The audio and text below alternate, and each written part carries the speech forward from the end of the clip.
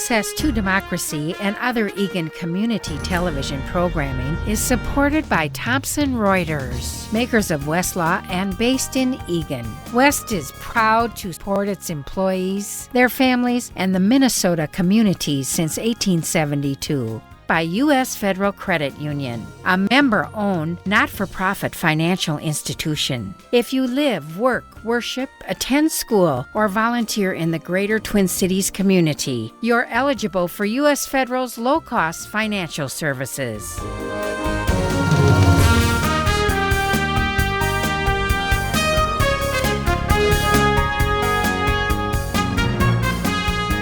Welcome.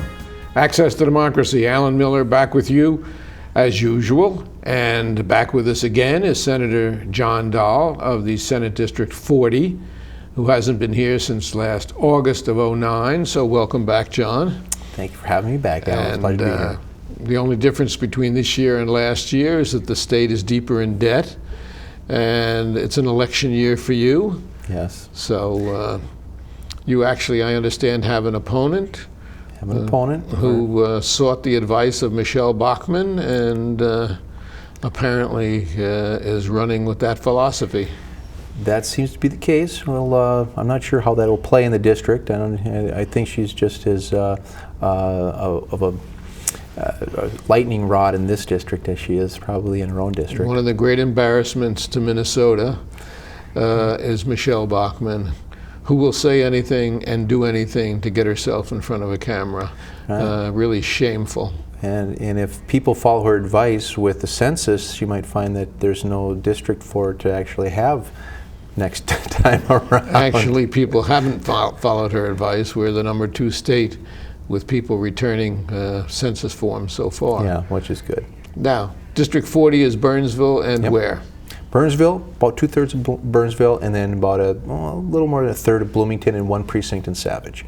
So I've got 3 cities, I've got 3 counties, and 2 congressional districts that I cover. A pretty large-sized district. Yeah, it's but a good people, and there's a lot of similarities between the 2 cities, though, or the 3 cities. So the issues that we're dealing with, crossover. There's and even with the fiscal issues that come from the state and how market value homestead credit is approached, and fiscal disparities and things like that. So in representing one or the other of the cities, I'm representing them both equally because they have to deal with the same issues.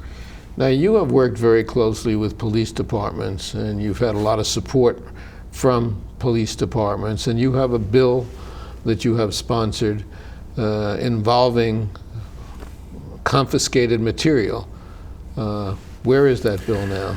Well, it's not only confiscated materials. The police departments take in things to, especially with drugs, to get them incinerated, dispose them after they've been used within a trial for evidence. What I'm working with the police departments to do is set up a program where individuals within the community that have unused or unwanted pharmaceuticals at this point, that they can bring them back legally and safely, just have them disposed of in a safe and proper manner. It's modeled a little bit after a program that Chisago County has been doing for about a year, and they've been kind of skirting all around some of the kind of the legal issues. So we've made it easier and more and legal for individuals beyond pharmacists to carry pharmaceuticals after the fact, after they've been purchased, to bring them back to be disposed of. So that, there's a lot of people that have basically small pharmacies in their homes. So we want to get all those drugs back to a safe spot so they can be disposed of. A lot of kids are getting these things nowadays. You get some of these painkillers, they're getting big dollars for them on the streets. You got a lot of folks that are breaking into homes that just to steal the pharmaceuticals. So we want to be able to get those out of homes and get them incinerated. Working with the police departments, and we know it's a growing problem. Yeah, it is a problem, especially with kids. And actually, I have a dog who climbs up on the sink and tries to get into the medicine chest to see what he can get his hands on, but that's a pretty smart dog, or his paws on. And Toby's a very smart dog. Yeah. And you have another bill that's really you've been working hard on also, and that's a statewide bill we're talking about, as anything that comes out of the legislature would be. Right. And the other thing, which is really very functional at the moment, is involving homeowners. I think you're talking about my energy efficiency bill, and thank you for asking, because that's I'm really excited about this, and it's something that we've gotten a tremendous amount of support for as we've worked through the session here to develop the language of this legislation. And what the idea is that, you know, with our homes and our businesses, we need to be able to make them more energy efficient. We also have a lot of manufacturers in our state and installers for renewable energy, and we have a renewable energy standard to produce 25% of our energy by renewable sources by the year 2025. So we want to help the marketplace do that. With the credit markets being so tight now, what we've been able to do, we put enabling language in through the legislature to allow cities and counties to set up a program where, if, as a property owner, you have an energy efficiency project you want to do, whether that's insulation or windows or some of those items for energy efficiency, or you want to put a geothermal system in, or maybe solar panels or solar heating, you can apply to the city to have that financed through a special assessment on your property tax. Revenue bonds would be used to pay that, and then over a 20-year period of time, you'd have your special assessment, much like you do with your sewer and water. If you have some they do it with roads also, as Absolutely. they did in our cul-de-sac. Yep. They cleaned up Same the type of cul-de-sac, and everybody got assessed. Yep. And you pay it off over a period of time. But this way, you would be getting credit when you're paying it off. And the idea is that if you can save as much energy, the dollars that you're saving your energy will be as equal to or greater than any assessment is on the property tax. It's all voluntary. There's no one forcing you to do this, and it's all private dollars. No public dollars are being used in this. The League of Minnesota Cities, the Realtors Association, the Builders Association, even the Commissioner of Department of Employment and Economic Development is very, very excited about the program. Sees a lot of potential with both on the commercial side and the residential side for this program. So we're moving forward to actually visit with cities and counties to get them to implement the program. Also talking with where is the bill? It is passed. It was what we did is we amended it to the jobs bill. So that was signed into law just in the last couple of weeks, and it's now available for cities to set up. It's a relatively new idea, though. This is a bill that the governor signed. Yep. So is this one of the ones that he signed on one of his flyovers that he then dropped?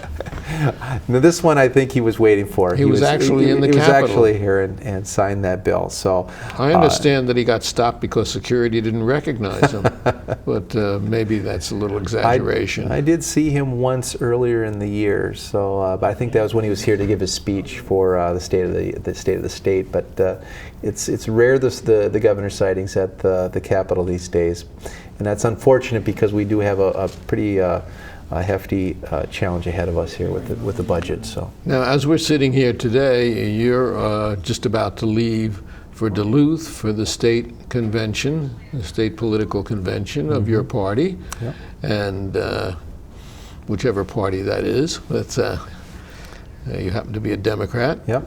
And have you made any particular decisions in that, or would you rather not talk about it? Well, no, that's fine. I'm not sure when people will see this, but I have... Starting next week, so by the time they see it, they'll know. I have already endorsed R.T. Ryback, Mayor of Minneapolis. He was here a few weeks ago. Oh, really? Okay. And makes a very powerful presentation. Yes, he does. He's a very good communicator. I think that's going to be extremely important in the upcoming years because we do face a tremendous challenge. This biennium, we're looking at around $1 billion in a deficit that we have to overcome. The next biennium, it's going to be close to $5 billion or more. There's going to be some major cuts being made, as well as we're going to have to look at revenue sources. But no matter what we do, people are going to be impacted, and it's going to be important that we have a governor that can communicate effectively with people and all across the state. And that I believe that RT has that ability. So it's I'm really pleased that he's running. Well, not only that, but he stepped into Minneapolis. And I'm not endorsing a candidate, but he's a very impressive candidate. He stepped into Minneapolis with a $160 million deficit for the city. He has cleaned up that deficit. They have brought down crime. The city is really in the E area and Lake Street area is burgeoning. There's just been a lot of positive things that have happened under R.T. Rybak in Minneapolis, and we certainly need somebody to do a lot of positive things for the state of Minnesota. Well, what I've seen with him is he's willing to roll up his sleeves, not only set a policy, but actually go out there and work it, make the phone calls, get people involved, and get people committed to doing something. I know on that Lake Street issue, he called the business people to get them involved and make the investments. And that is so important, because we really need the business community to partnership with government, much the same as this studio is a partnership between private and public, the city of Eagan and Thomson Reuters, which we talk about all the time, but we're so proud of it, and it is so state of the art. Well, we need somebody who can go to business and say, hey, you live here, you work here, you make money here, you've got to help us, because if you're helping us, you're helping everybody. Yep. Absolutely. Yeah, he has that ability, and he's already shown that. So, and that executive experience, I think, is going to play very well. And he's also had to deal with, the budget cuts in this era of the last 8 years, with not only the national issues, but also on the state level of cutting back on funding and pushing more of the issues and the responsibilities down at the local level, and found a way to help Minneapolis thrive during that period. And I understand that Minneapolis just was reassessed as a AAA in its credit rating, which is as good as you can get. And so it'll be an interesting convention. It should be an interesting convention. Now, I know you've been very involved in patients' rights. You've been very involved in wind energy. What do you see as the big priorities for us going into this next session? Well, Alan, the next session is still going to be about getting people back to work, because this is going to be a long, slow climb out of this recession. They're not going to rebound as quickly as before, and they're going to be not as well-paying jobs, I'm sure, for a period of time too. So it's going to take several more years before we get back to the pre-recession time status.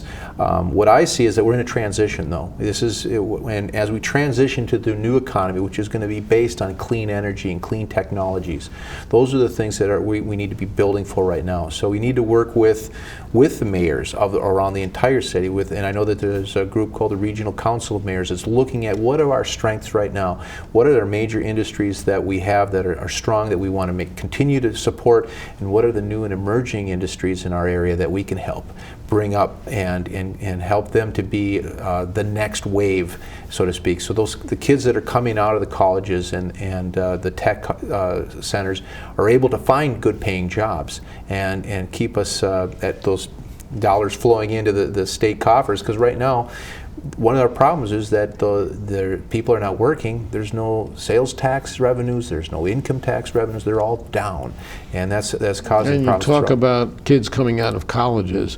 One of the things, of course, that concerns me greatly is, for instance, tuition going up in the two colleges that I teach in and across the MNSCU system. I think we are second in the country in community college tuition. Students can't sustain that. And one of the things that this state in the last 8 years has really dropped back on is its standing in education. And even now, we have the governor pointing fingers at the teachers' unions and pointing fingers at everybody else for the fact that we didn't get this large federal grant. And yet, the governor has a tendency of saying, this is what we're going to do. Do you want to sign on to my way? And there's no discussion. And I think that cost us probably $175 million. And I hope in the second go-around that he's willing to sit down and just not have Brian McClung be out there as a spokesman, where we get wiped out again. Right. We can't govern by soundbite, and that's kind of the way it's been up to this point, by doing press conferences and having our spokespeople come out and talk for us. We have to get in there and roll up our sleeves and do some work. There are some changes that need to be made. Absolutely. I